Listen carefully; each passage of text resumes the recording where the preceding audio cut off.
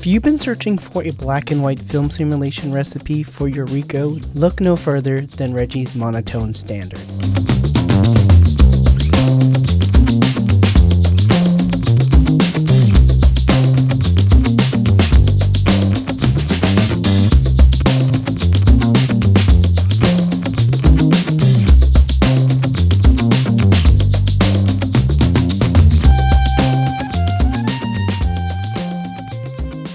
This film simulation recipe started out as an attempt for me to recreate the look of my popular Fujifilm recipe Reggie's HP5, but for the Ricoh GR III and the GR IIIx. And while it doesn't match Fuji's acros film simulation exactly, it's a great alternative that especially works for high contrast scenes that make the Ricoh shine. Before I walk you through all the settings for Reggie's Monotone standard, I wanted to take a moment to thank today's video sponsor, Squarespace. I've actually been using Squarespace for over 10 years now. Their templates and easy to use interface make it super simple to create and maintain a professional looking website without any coding experience necessary. My Squarespace website was an essential part of how I built my photography business. It allowed me to showcase my portfolio, share recent work on my blog, and receive inquiries from potential clients through my contact form. If you're one of those photographers relying on your Instagram profile as the sole place to share your work and build your photography business, I would really consider making a website on Squarespace. You can visit squarespace.com/Reggie Ballesteros to start a free trial and get 10% off your first purchase of a website or domain. Thanks again to Squarespace for sponsoring this video.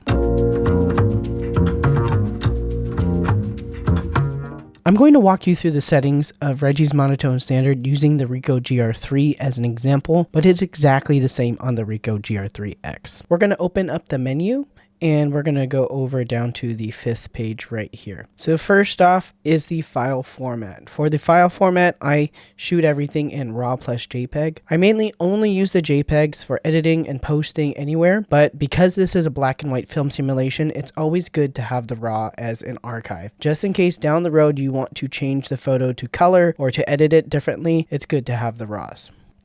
As for the aspect ratio, I set this to 3:2. If you want to shoot it in 1:1 for Instagram or to challenge your compositional skills, you can. And if you have the RAW, you'll be able to go back to the original aspect ratio. For the JPEG recorded pixels, I set it to the largest at 6000 by 4000 so that we get all the information in the full resolution. And for color space, I set this to sRGB. The main reason for this is so that I can have full compatibility across different devices. If I want to transfer it to my phone or import it to my computer, it's going to work across all devices.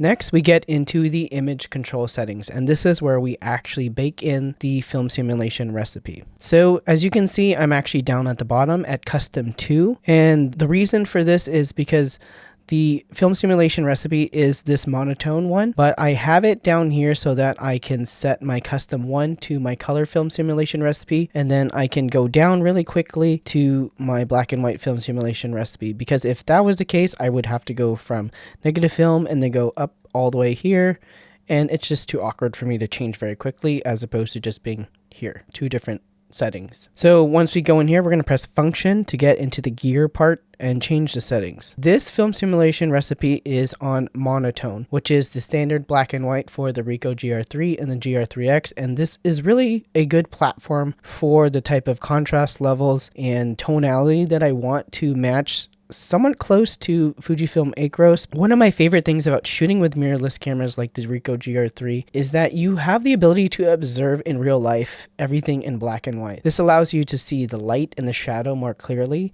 You can also notice all the shapes and lines in your surroundings, and you can really focus on emotions and interactions without having the distraction of color. So even if you're a RAW shooter, baking in a monochrome recipe can really help you to hone in and see light. So it's almost like a photographer's supervision. Moving on, we have the high key and the low key adjustment, and I actually have this to -1, which darkens it just a little bit based off the standard look. If you want to make the look a little bit brighter by standard, you can raise it up here, or you can also make it darker. This is kind of like, in my opinion, a baked in exposure compensation. For contrast, I have this set a little bit higher at +2, and if you want to reduce the contrast, you can always go down, but I have this at +2 because I like to shoot this film simulation recipe for high contrast scenes. For highlight contrast, I have this at the -4.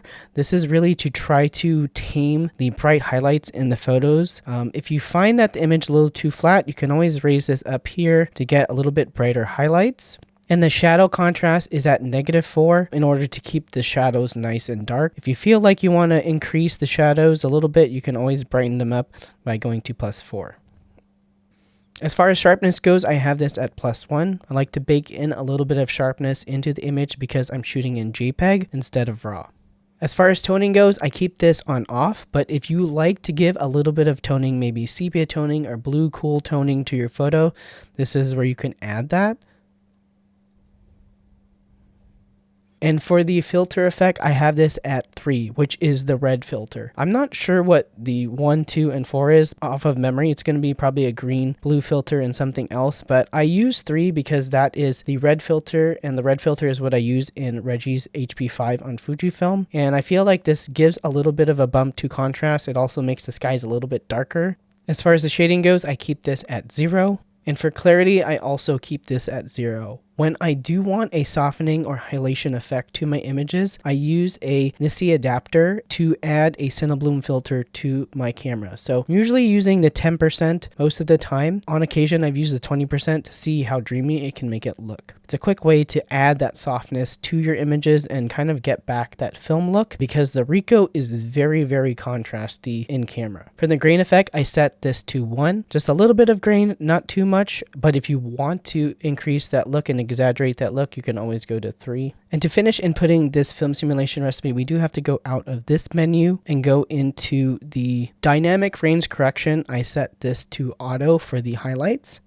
and I set it to shadow correction to medium. And I feel like this is the best middle ground in order to have a high contrasty look, but still retain some shadow detail for the type of images that I like to shoot. If you notice, all these images that I've been showing are slightly underexposed in terms of having it be very contrasty and having the highlights kind of dictate the overall exposure of the image. But I also am shooting a lot of like directly harsh lit scenes, so you can always change this based on your shooting style. If you want more shadow detail, then I would set it to high. As far as noise reduction goes, I turn off all noise reduction on my cameras when I'm shooting in JPEG. So here I have the slow shutter speed noise reduction to off, and I also have the high ISO noise reduction set to off, and all these custom options as well for the different ISOs also set to off. If you feel like you don't like the noise of a specific ISO, you can always turn this up a little bit, but I am here just to embrace all the grain. So when I'm shooting with the Ricoh GR III or the GR IIIx, I have them both set up the same, where the rear command dial has a quick menu to go straight to the image control settings, and I put it right in the middle. So basically I hit the rear command dial,